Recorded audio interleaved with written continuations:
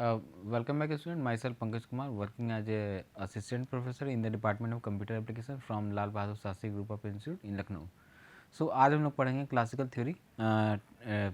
Last video में हम लोगों ने पढ़ा था जो थ्योरी थे दो डिवीज़न में किए गए थे इंटरनेशनल ट्रेड थ्योरी का। पहला था क्लासिकल, दूसरा था हमारा मॉडर्न। ठीक है, तो उसको आज हम लोग पढ़ते हैं। सबसे पहले आज हम लोग कवर करेंगे बेसिकली जो हमें कवर करना है क्लासिकल थ्योरी में मर्केंटिलिज्म, फिर एब्सोल्यूट एडवांटेज, फिर कंपैरेटिव एडवांटेज, फिर हेस्कर ओलिन थ्योरी, फिर मॉडर्न थ्योरी को हम लोग नेक्स्ट वीडियो में देखेंगे। ठीक है, आज बेसिकली हम लोग को कवर करना है क्लासिकल थ्योरी। ठीक है, क्लासिकल थ्योरी में पहला जो है मर्केंटिलिज्म थ्योरी जो है बेसिकली ये बताता है mercantile theory was based on the idea that a nation wealth and power were best serve by the increasing export and import.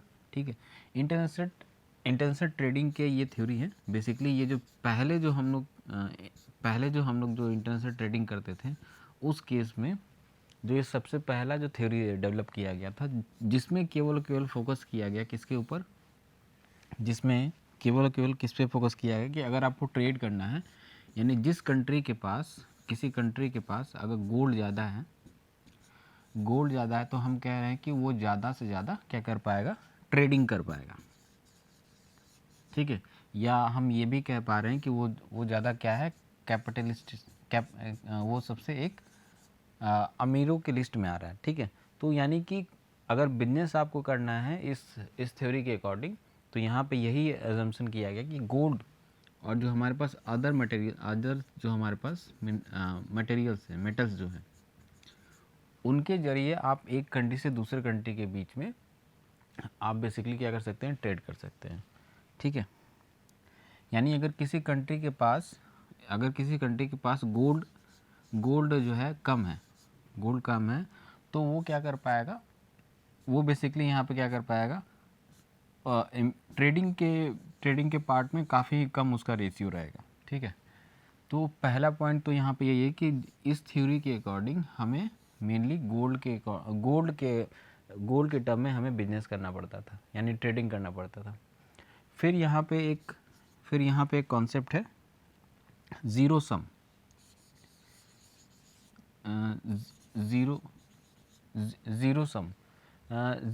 Zero some trading का मतलब कि एक कंट्री के पास सपोज़ करिए एक कंट्री है, जैसे कोई एक कैपिटलिस्ट कंट्री है, उसके पास रिज़र्व में केवल गोल्ड है, तो उस केस में वो कंट्री एक कंट्री के रिस्पेक्ट में दूसरे कंट्री का रिस्पेक्ट कंपैरिजन किया जा रहा है और दूसरे कंट्री के पास वो गोल्ड के रिज़र्व बढ़ते चले जा रहे हैं, क्योंकि यहाँ पे मेनली फोकस किया जा रहा है कि एक्सपोर्ट पे, मेनली यहाँ पे फोकस किया किस पे जा रहा है, एक्सपोर्ट पे। यानी कि जिस कंट्री के पास गोल्ड होगा वो एक्सपोर्ट कर सकता है। यानी एक्सपोर्ट करने का मतलब यहाँ पे बेसिकली ये है कि अगर किसी कंट्री के पास गोल्ड है तो वो क्या कर सकता है, एक्सपोर्ट कर सकता है। और इम्पोर्ट की यहाँ पे बात नहीं की गई, इम्पोर्ट की यहाँ पे कोई बात ही नहीं की गई है। इम्पोर्ट यानी कि यहाँ पे एक्सपोर्ट को क्या कर रहे हैं, ये इंक्रीज़ कर रहे हैं बेसिकली, और एक्सपोर्ट को ये लोग क्या कर रहे हैं, डिस्क्रीज़ कर रहे हैं। ठीक, तो ये कुछ इसके अंदर डिसएडवांटेज है जो मर्केंटिलिज्म थ्योरी के अंदर हम लोगों ने डिस्कस किया। बेसिकली इस थ्योरी के अकॉर्डिंग हम लोग ज़ीरो सम एक टर्म है जिसके अकॉर्डिंग ये बताया जाता है कि कोई कंट्री अगर यहाँ पर ट्रेडिंग कर रहा है तो बेसिकली यहाँ पे बैलेंस ऑफ ट्रेडिंग होगा। बैलेंस ऑफ ट्रेड कहने का मतलब, इसका मतलब होता है एक्सपोर्ट माइनस इंपोर्ट। यानी सपोज़ करिए अगर एक्सपोर्ट ज़्यादा किया और इंपोर्ट कम किया तो उस केस में क्या जाएगा, एक सरप्लस जाएगा। उस केस में हमारे पास क्या होगा, एक सरप्लस आएगा, यानी कि पॉजिटिव ट्रेडिंग है।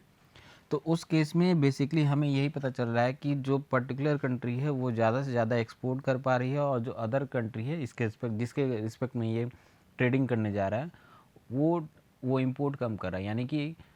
यानी कि केवल इस पे फोकस किया जा रहा है कि इस पर्टिकुलर कंट्री के अंदर जो इसका एडवांटेज है, जो इसके यहाँ चीज़ ज़्यादा है या एक्स्ट्रा है, वो क्या कर रहा है, केवल केवल एक्सपोर्ट कर रहा है। यानी कि अगर इस कंट्री के अंदर जो कमी होगी, यानी कि जो उसके यहाँ बेसिकली मिनरल्स या नेचुरल रिसोर्सेज नहीं हैं, वो अगर नहीं, उनकी अगर कमी है तो उस केस में ये क्या कर सकती हैं, इंपोर्ट पे ज़्यादा ध्यान नहीं दे रही है। ठीक है, बेसिकली जो इनके एडवांटेज है, जो पर्टिकुलर कंट्री का एडवांटेज है, उस पर ये ओरिएंटेड है। ठीक है, तो इस थ्योरी में बेसिकली यही बताया जा रहा है कि सबसे पहला पॉइंट, अगर आपको ट्रेडिंग करना है तो गोल्ड के टर्म में ट्रेडिंग करिए। दूसरा यहाँ एक्सपोर्ट को क्या किया जा रहा है, इंक्रीज किया जा रहा है। इंपोर्ट को क्या किया जा रहा है, डिस्करेज किया जा रहा है बेसिकली। और किसी कंट्री के पास ज़्यादा गोल्ड है तो वो ज़्यादा से ज़्यादा ट्रेडिंग कर पाएगा। और थर्ड पॉइंट ये है कि अगर किसी कंट्री के पास बेसिकली उसके पास, हर कंट्री के पास कुछ ना कुछ उसके डिसएडवांटेज होते हैं, यानी कि जियोग्राफिकल बाउंड्री है, फिर क्लाइमेट का भी चेंज है, तो उसके अकॉर्डिंग उस पर उसके अकॉर्डिंग उस पर यहाँ पे कोई भी बात नहीं कहेगी। तो ये कुछ इसके डिसएडवांटेज हैं। हम लोग मूव करते हैं अपने नेक्स्ट टॉपिक पे। फिर दूसरा जो थ्योरी है हमारे पास, theory of absolute advantage. Theory of absolute advantage जो हमें एडम स्मिथ ने दिया है, the concept of absolute advantage was developed by the Adam Smith. ठीक है, इसमें बेसिकली यही बताया गया कि किसी कंट्री के वेल्थ को, the wealth of the nation to show how the country can gain by the specialising in production and exporting the goods that they produce more efficiently than other countries। ठीक है, basically इस theory में यही बताया गया कि हमारे पास दो कंट्री है, एक कंट्री ए है, ठीक है, एक कंट्री बी है। इस कंट्री के पास जो ये ईज़िली क्या कर सकता है, एक्सपोर्ट कर सकता है। यानी कि ईज़िली एक्सपोर्ट करने का मतलब इसके यहाँ वो लोकली वो मटेरियल या मिनरल्स मिल जाने चाहिए जिससे वो क्या करे, इसको ईज़िली एक्सपोर्ट करे। जैसे कि आप समझिए कि इंडिया के अंदर सबसे ज़्यादा क्या होता है, मसाले, है ना, मसाले ज़्यादा होते हैं, फिर शुगर का प्रोडक्शन भी हाई होता है।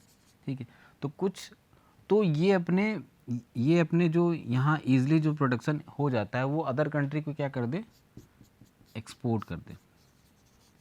ठीक है, क्योंकि इनमें ये क्या है, इनके यहाँ इस पर्टिकुलर कंट्री के अंदर, जैसे इंडिया के अंदर, बेसिकली इसके अकॉर्डिंग हमारे यहाँ क्लाइमेट भी है, कुछ हमारे नेचुरल रिसोर्सेज हैं जो हमें सपोर्ट करते हैं। फिर दूसरा हमारा क्लाइमेट, जो भी हमें क्या करता है, क्लाइमेट और टेम्परेचर जो बेसिकली उस पर्टिकुलर क्रॉप्स को ग्रो करने के लिए यहाँ पे सपोर्ट करता है। तो अगर इंडिया के पास मसाले, शुगर, फिर उसके बाद राइस अगर ज़्यादा हो रहा है, क्योंकि यहाँ पे क्या है, हमारे अकॉर्डिंग फेवरेबल कंडीशन है, तो उसके अकॉर्डिंग हम लोग ईज़िली किसी पर्टिकुलर कमोडिटी को आसानी से ग्रो कर पा रहे हैं। तो उस केस में हमें इन चीज़ों को क्या करना चाहिए, एक्सपोर्ट करना चाहिए। जो चीज़ें हमारे यहाँ ईज़िली जो है ग्रो नहीं हो सकती, तो उसको हम लोग दूसरे कंट्री से क्या कर लें, इंपोर्ट करा लें। ठीक है, क्योंकि उसको हमें अगर डेवलप करने में, सपोज़ करिए कि जैसे हमारे यहाँ आईटी टेक्नोलॉजी जितने भी हैं, आईटी के या कुछ भी, जैसे कि डिफेंस सेक्टर में अगर हम बात करें, तो हमारे यहाँ ईज़िली वो तरीके से बन नहीं पाते, तो हमें क्या करना पड़ता है, बाहर की कंट्री से क्या करना पड़ता है, इंपोर्ट करना पड़ता है। डिफेंस में हमें डील करना पड़ता है। ठीक है, फिर कुछ ऐसे एडवांस मशीन हैं जो हमारे कंट्री में नहीं बनता है, तो उस केस में हमें बाहर की कंट्री से उसे एक्सपोर्ट करना पड़ता है। ठीक, या जैसे हमारे यहाँ सेमीकंडक्टर की हमेशा कमी रहती है, उस केस में हमेशा चाइना के पास सारे रॉ मटेरियल, तो चाइना से इंडिया क्या करता है, बेसिकली इंपोर्ट कर लेता है, क्योंकि उसको बनाने में उससे कॉस्ट ज़्यादा पड़ जाएगा। इस कारण से उसे यहाँ पे क्या करना पड़ता है, किसी दूसरे कंट्री से इंपोर्ट करना पड़ता है। तो यही चीज़ यहाँ पे बताया जा रहा है कि इस थ्योरी में एक कंट्री का कंपैरिजन, यानी कि एक कंट्री का जो कंपैरिजन है उसकी एफिशिएंसी दूसरे कंट्री के रिस्पेक्ट से किया जा रहा है, कि जो उस कंट्री के रिस्पेक्ट में ईजिली वो क्या कर पाए, उसे एफिशिएंटली क्या कर पाए, प्रोड्यूस कर पाए अगर वो एफिशिएंटली उससे प्रोड्यूस कर पा रहा है तो वो क्या कर दे, उसको आसानी से एक्सपोर्ट कर दे, ठीक है। अगर वो एफिशिएंटली सेम कमोडिटी को इम्पोर्ट एफिशिएंटली उसको प्रोड्यूस नहीं कर पा रहा है तो उस केस में ये थ्योरी सजेस्ट कर रहा है कि उसे क्या करें, इंपोर्ट करें दूसरे कंट्री से। तो बेसिकली बस यहाँ पे इन बातों को ध्यान दिया गया कि अगर एक कंट्री का अगर दो कंट्री हैं वो चाहती हैं कि एक दूसरे के बीच में ट्रेडिंग करें, तो वो बेसिकली वो डिसाइड करती हैं कि किस कमोडिटी को हमें इंपोर्ट करना है, किस कमोडिटी को हमें एक्सपोर्ट करना है। तो ये चीज़ डिपेंड करता है कि उस कंट्री के अंदर किस तरीके से क्लाइमेट है, फिर वहाँ पे नेचुरली किस तरह से ग्रो किया जाता है। कभी कभी कोई कंट्री क्या करती है, अपने यहाँ कुछ टेक्नोलॉजी एक्वायर करती है, ठीक है। जैसे इंडिया सबसे ज़्यादा क्या करता है, मिल्क ग्रो करता है पर डे, ठीक है। तो उस केस में इसने कुछ एक जैसे मिल्क हमें एक्सट्रैक्ट करना है काऊ से, तो हम लोग एक मशीन हम लोगों ने बाहर से लाया और काऊ से आसानी से हम लोग मिल्क जो है एक्सट्रैक्ट कर लेते हैं, ठीक है। तो इस केस में भी क्या है, इंडिया के पास वो चीज़ नेचुरली नहीं था, लेकिन वो बाहर से कुछ ऐसे इक्विपमेंट को लाया कि जो ईजिली वो आसानी तरीके से मिल्क जो है एक्सट्रैक्ट कर पा रहा है। तो ये क्या है, एक हम लोग टेक्नोलॉजी के एक्वायर कर लें, उसके करस्पॉन्डिंग भी कि अगर हम लोग ईजिली उसे और काफ़ी बल्क क्वांटिटी में उस पर्टिकुलर कमोडिटी को प्रोड्यूस कर पा रहे हैं, और तो उस केस में हम क्या करें, उसे भी एक्सपोर्ट कर सकते हैं। यानी कि अलग अलग फैक्टर होते हैं जो कि यहाँ पे डिसाइड होते हैं कि किस तरीके से आप यहाँ पे अपने इकोनॉमी को ग्रो करने के लिए ये करेंगे, ठीक है, अपनी इकोनॉमी को ग्रो करने के लिए करेंगे। तो यहाँ पे एक कंट्री का दूसरे कंट्री से कंपैरिजन किया गया सेम कमोडिटी के बीच में, ठीक है।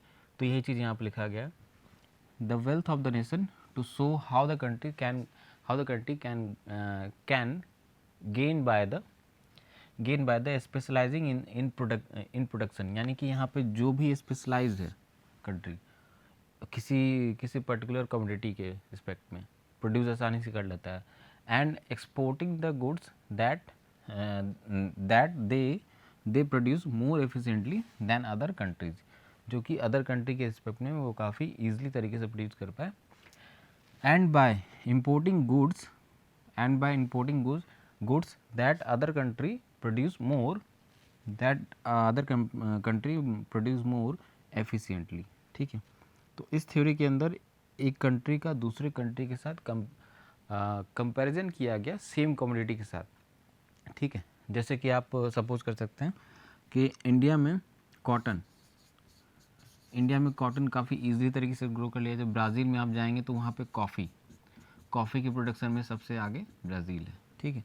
तो कुछ वहाँ पे क्लाइमेट के भी यहाँ इस क्लाइमेट पे भी डिपेंड करता है, ठीक है। और उसी तरीके से यहाँ पे कॉफ़ी के लिए भी पर्टिकुलर एक क्लाइमेट है जिसके अकॉर्डिंग ब्राज़ील में सबसे ज़्यादा कॉफ़ी हो पाता है, ठीक। तो पर्टिकुलर क्लाइमेट भी डिपेंड करता है, और उस टेक्नोलॉजी के एक्वायर करने के बाद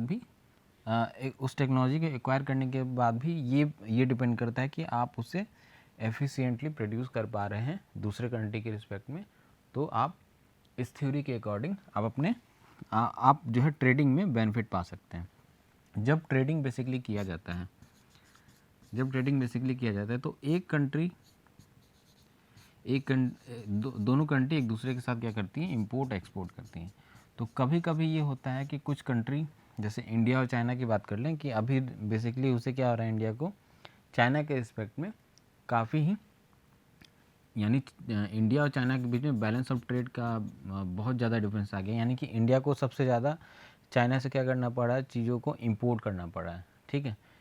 वो मेन बेसिक रीज़न है क्योंकि चाइना का एक अपना एडवांटेज है, उसके यहाँ जो भी रॉ मटेरियल हम लोग वहाँ से लाते हैं तो वो काफ़ी ही आसानी तरीके से चाइना उसे प्रोड्यूस कर लेता है। इस कारण से इंडिया बेसिकली ये देखता है कि अगर हम उसे प्रोड्यूस करने जाएंगे तो हमारी एफिशिएंसी क्या हो जाएगी, उस कंट्री के रिस्पेक्ट में डाउन हो जाएगी। तो हम बेसिकली वहाँ से चीज़ों को क्या कर लें, इंपोर्ट कर लें। उस कारण से इंडिया और चाइना के बीच में बैलेंस ऑफ ट्रेड क्या हो रहा है, वो डिसइक्विलिब्रियम में जा रहा है। बैलेंस ऑफ ट्रेड डिसइक्विलिब्रियम में जा रहा है। तो इंडिया को ये बस यहाँ पे ध्यान देना है कि अब जो हम लोग इस किसी भी टेक्नोलॉजी के एक्वायर करके अपने यहाँ के प्रोडक्शन को एफिशिएंटली बनाएं।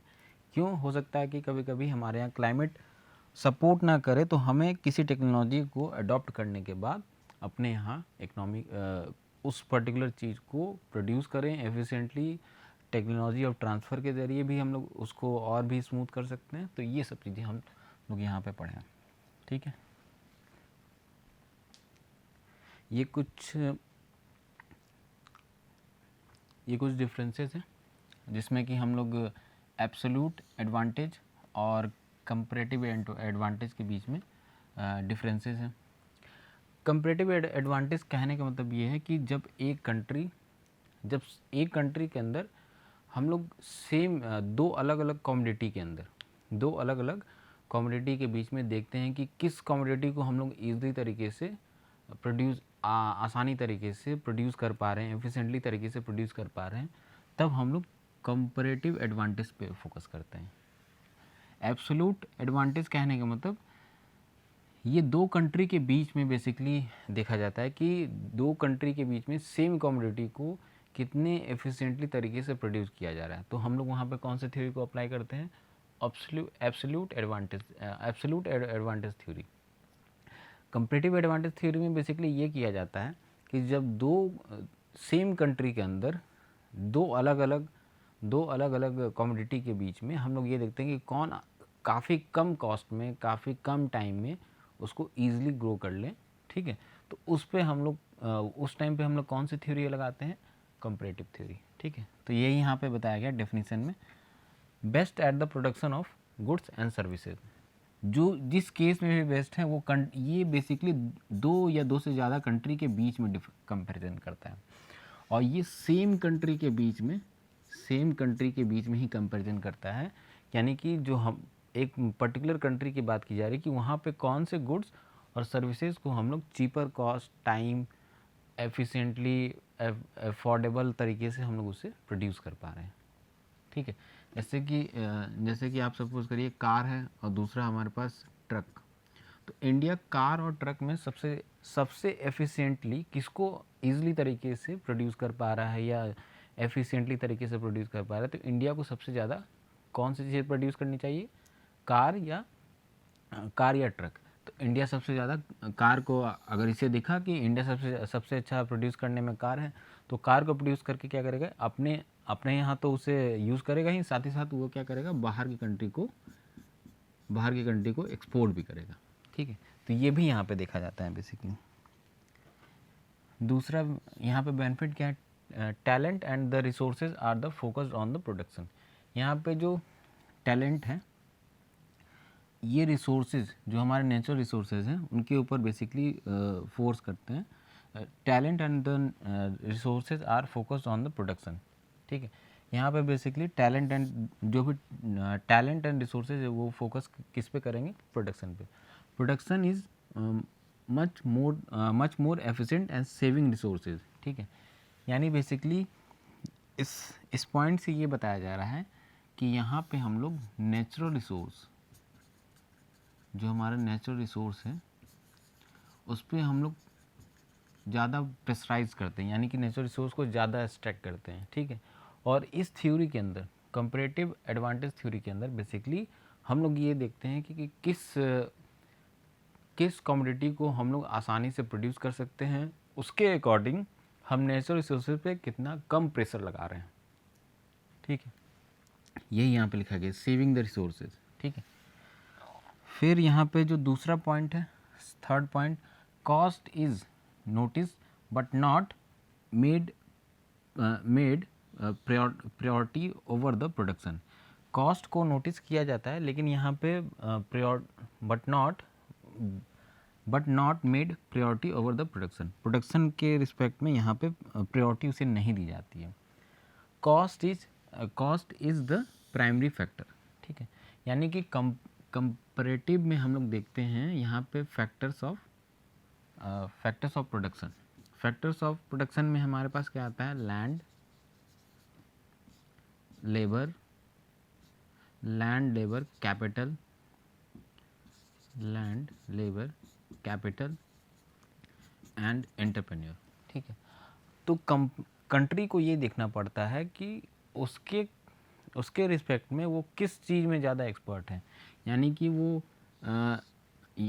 वो लेबर इंटेंसिव कंट्री है या कैपिटल इंटेंसिव कंट्री है। ठीक है, अगर इंडिया एक लेबर इंटेंसिव कंट्री है तो उसके रिस्पेक्ट में इंडिया को सबसे ज़्यादा किस पे फोकस करना चाहिए, labour intensive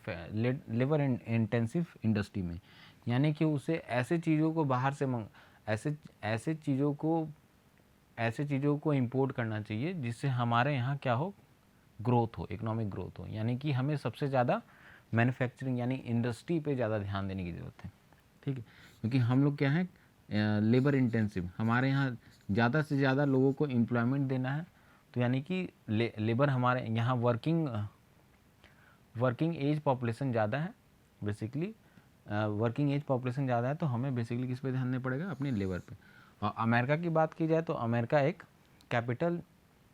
capital intensive market है, तो उसको बेसिकली किस पे वर्क करना चाहिए, वो बेसिकली अपने किस पे वर्क करे, कैपिटल इंटेंसिव, जैसे वो सर्विस सेक्टर में सबसे ज़्यादा वो सर्विस सेक्टर में ट्राई करे, क्योंकि उसके पास ज़्यादा क्या है, कैपिटल है। ठीक है, तो ये सब चीज़ें यहाँ पे डिस्कस की जा रही हैं कि कंपैरेटिव एडवांटेज थ्योरी के अकॉर्डिंग हम लोग land, labour, capital and entrepreneur को देखते हैं, जो कि फैक्टर ऑफ प्रोडक्शन है। बेसिकली कोई भी अगर फैक्ट्री अगर आपको खोलना है किसी भी प्लेस पे, तो सबसे पहले आपको चाहिए लैंड। अब लैंड आपको मिल गया तो वहाँ पे बेसिकली आपको क्या चाहिए, लेबर की ज़रूरत पड़ती है। ठीक है, उस लेबर के बाद आपको वहाँ पे अगर सब कुछ लैंड, लेबर सब कुछ मिल गया तो उसके बाद आपको किसकी ज़रूरत पड़ती है, कैपिटल की। कैपिटल के करस्पॉन्डिंग जब वो आपने कैपिटल लगा दिया वहाँ पे, तो उसको फिर एज ए एंटरप्रेन्योर, यानी कि ज़्यादा से ज़्यादा उसकी मार्केटिंग हो, ब्रांडिंग हो, उस केस में हम अपने सिस्टम को क्या करते हैं, एक तरह से ग्रो करते हैं। तो इन्हीं सब चीज़ों की बात की गई यहाँ पे। फिर फोर्थ हमारा क्या है, all the resource allocation goes into the production and production is heavily focused and is the primary factor in the trade. यहाँ पे केवल और केवल प्रोडक्शन पे ध्यान दिया जाता है।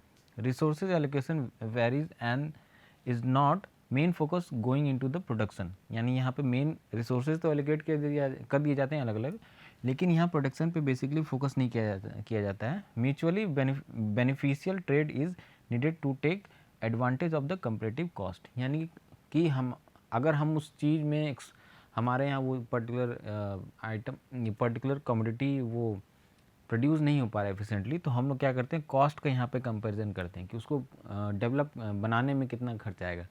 अगर ये हम बाहर से इंपोर्ट कर ले तो हमें ये काफ़ी कॉस्ट एफिशिएंट है या नहीं, तो ये सब चीज़ें यहाँ पे देखी जाती है कंपैरेटिव एडवांटेज के अकॉर्डिंग। मूव करते हैं next slide. Heckscher Ohlin theory के अकॉर्डिंग बेसिकली यहाँ पे ये बताया गया, they maintain that a company should focus on the producing the item that usage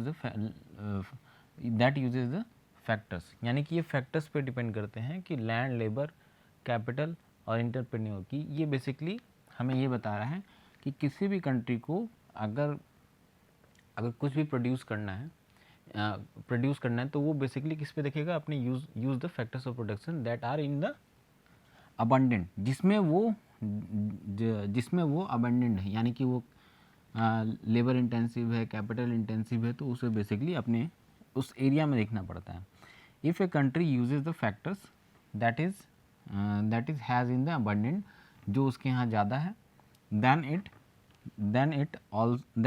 it would also help bring down the cost of the production। इससे क्या होता है कि उसे कॉस्ट ऑफ द प्रोडक्शन में एक फैक्टर, मतलब ब्रिंगिंग डाउन, मतलब उसे कॉस्ट को रिड्यूस करने में या ऑप्टिमाइज करने में एक तरीके से हेल्प मिलता है। फिर यहाँ पे capital abundant country will export capital intensive goods while the labor abundant country will export the labor intensive good, वो labor intensive good को ही export करेगा। फिर यहाँ पे फैक्टर्स भी डिपेंड करते हैं, factor proportion model which link the export and import to the factor endowment, जो कि इसको सपोर्ट करता है। Exports, a country export those commodity produce with the relatively large quantity of the countries of the relative abundant factor, यानी कि export भी हम उसी चीज़ को करेंगे जो हमारे यहाँ रिलेटिवली कंपेरेबल हो, तो उसके अकॉर्डिंग हम यहाँ पे एक्सपोर्ट करते हैं। फिर ये कुछ रिकैप है कि हम लोगों ने पढ़ा क्या, मर्केंटिज्म थ्योरी के अकॉर्डिंग हम लोगों ने ये पढ़ा कि हम लोग यहाँ पे जो भी ट्रेडिंग करते हैं वो गोल्ड बेसिस पे करते हैं, ठीक है। यानी कि गोल्ड को हम लोग, अगर जो कंट्री गोल्ड में ट्रेडिंग कर रहा है उसको हम लोग इंक्रीज़ कर रहे हैं, जो कंट्री गोल्ड के अलावा अगर किसी चीज़ में कर रहा है तो उसको हम लोग डिस्करेज कर रहे हैं। एब्सोल्यूट, ये बेसिकली दो कंट्री के बीच, एब्सोल्यूट एडवांटेज थ्योरी दो कंट्री के बीच में वो देखा जाता है कि कौन सी कंट्री सेम कमोडिटी को ईजिली तरीके से, एफिशिएंटली तरीके से प्रोड्यूस कर पा रही है। कंपैरेटिव एडवांटेज के अकॉर्डिंग, यानी सेम कंट्री के अंदर दो कमोडिटी के बीच में प्रोडक्शन की एफिशिएंसी कैसी है, उसमें हम लोग देख रहे हैं। फिर उसका वॉलिन थ्योरी के अकॉर्डिंग हम लोग यहाँ पे फैक्टर्स पे ध्यान देते हैं कि हमें फैक्टर्स को भी ध्यान देखना है। फिर कौन से हमारे यहाँ अबंडमेंट है, यानी कि किसकी क्वांटिटी ज़्यादा है, उसके अकॉर्डिंग हम लोग अपने मार्केट को स्टेबल करते हैं। तो आई होप आपको ये समझ में आया होगा। हम लोग मिलते हैं अपने नेक्स्ट वीडियो में। ये कुछ यहाँ पे रेफरेंसेस हैं, आप इसे देख सकते हैं।